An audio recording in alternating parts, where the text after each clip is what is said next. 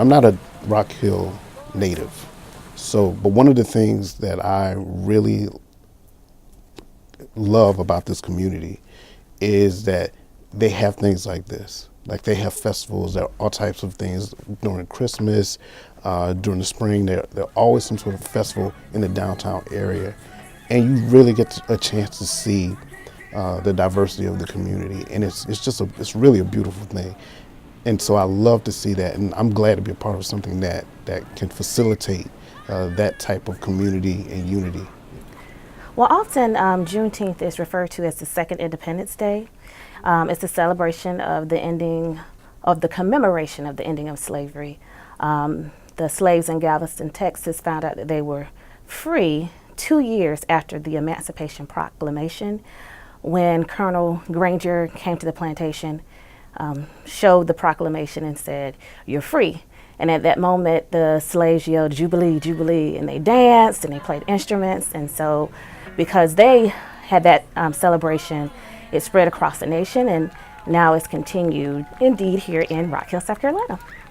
So in Rock Hill, Juneteenth dates back to at least the 1980s at Mount Prospect Church with Zora Holmes for many years, and it just started as an event at that particular church.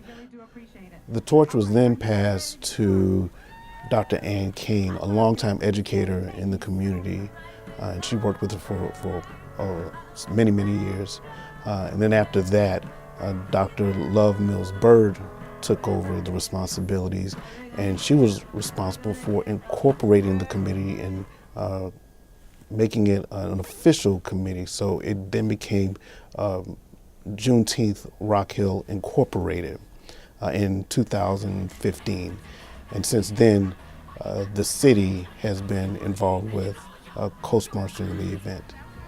Well, there is something for everybody at the event. On Friday, we have the Freedom Fest Food Truck Friday, where there are food trucks, but also we have on that day a performance artist where you look at the artwork and you don't know what it's going to be until the end. It's really cool.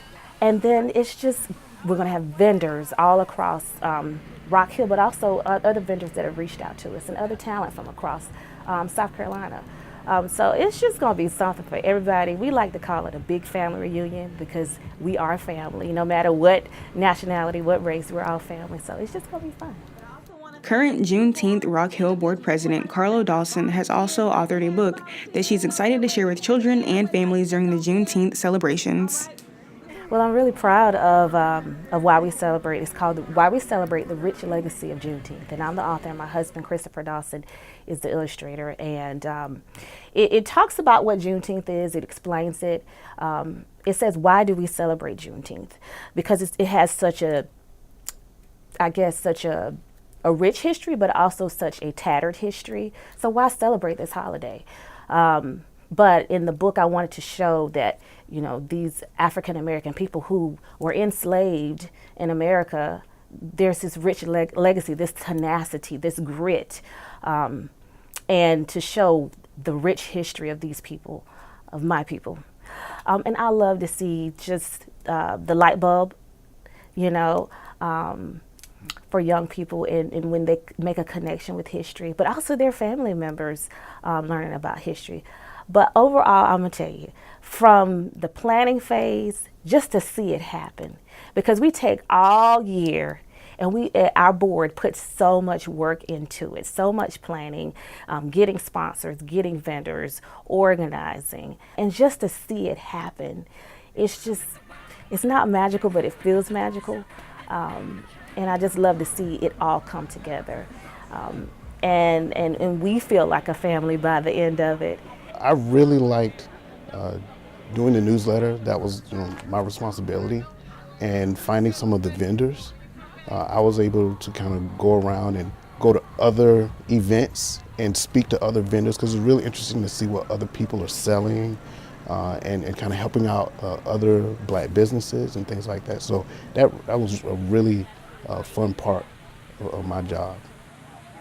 It's grown a lot over the last 3 years, and I do anticipate that it will grow even more. Some of the things I would like to see, for example, Dr. Frederick will be speaking at a race and reconciliation panel. I would like to see more panel discussions about race and the role of race in the community as a part of Juneteenth. More panels and open discussions may be in the works for Juneteenth in the future, but the theme of freedom will always remain the same. Dr. Frederick reflects on why Juneteenth is still an important holiday to recognize today. I remember a quote, when we remember, we save ourselves. I think I have that right, but when we remember, we save ourselves. It's important for us to remember our past and remember how far we've come, not only for this country, for this state, but also for this community.